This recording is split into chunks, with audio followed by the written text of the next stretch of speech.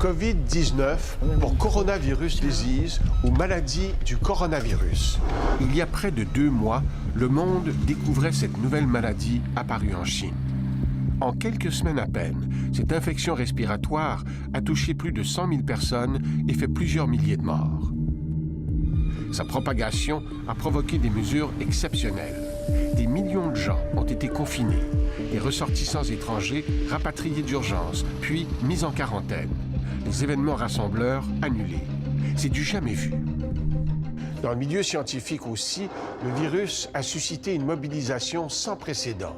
Des chercheurs du monde entier se sont attelés à la tâche de comprendre et contrer le plus vite possible cette nouvelle menace. Avec une rapidité inédite, ils ont échangé ouvertement leurs analyses et leurs réflexions sur divers sites Internet et dans les médias sociaux. Plusieurs grandes revues scientifiques ont accéléré la publication des travaux sur ce nouveau virus. En quelques semaines, des dizaines d'articles sur le sujet avaient déjà paru. Retour en arrière. Le 7 janvier, des chercheurs chinois identifiaient chez des patients atteints de pneumonie un coronavirus jusqu'ici inconnu. À peine 3 jours plus tard, ils publiaient sa séquence génétique. Grâce à cette information, de nombreux laboratoires ont pu rapidement mettre au point des tests diagnostiques pour détecter l'infection. Depuis, des dizaines d'autres échantillons du virus ont été récoltés sur des malades et leurs génomes ont été décryptés en un temps record. Ces données ont permis aux experts de les comparer pour reconstituer en quelque sorte l'arbre généalogique du pathogène. Ils montrent que le nouveau coronavirus est un proche cousin du SRAS, un autre coronavirus qui avait tué près de 800 personnes en 2003. Mais ses plus proches parents se trouvent chez les chauves-souris. Une piste pour les chercheurs qui veulent identifier le ou les animaux d'où est provenu le virus. Le moment de cette transmission de l'animal à l'humain intéresse aussi les scientifiques. Là aussi, la génétique les a aidés. Les génomes analysés sont tous très semblables.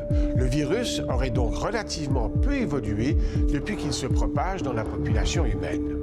Ces faibles variations suggèrent qu'il circule depuis la mi-novembre environ. Si on considère que le premier patient recensé est tombé malade début décembre, cela signifie que cette nouvelle maladie a été détectée rapidement, mais pas assez pour empêcher sa propagation. 2 aspects du virus sont particulièrement cruciaux. Sa contagiosité, combien de personnes un malade peut infecter, et sa létalité, combien risquent d'en mourir.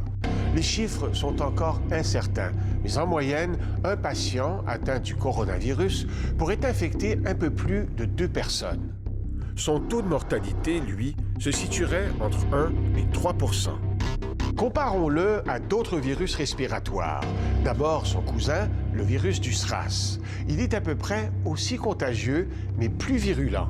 Il a tué 1 malade sur 10 avant d'être enrayé en 2003. La rougeole, elle, est beaucoup plus contagieuse, mais tue moins de 1 % des gens qu'elle infecte. La grippe aviaire, peu contagieuse, mais très mortelle. Quant à la grippe saisonnière, elle est un peu moins contagieuse que le nouveau coronavirus et tue 1 malade sur 1000 environ. C'est relativement peu, mais il faut se rappeler que le virus de l'influenza infecte chaque année des millions de personnes. Au Canada, il en tue 3500 par année. Si le coronavirus suscite tant d'inquiétudes, c'est surtout à cause de sa nouveauté. A priori, personne n'est immunisé contre lui. Il pourrait donc faire beaucoup de victimes. De plus, il n'existe pour le moment ni traitement ni vaccin pour le contrer. Les scientifiques y travaillent, mais cela prendra des mois.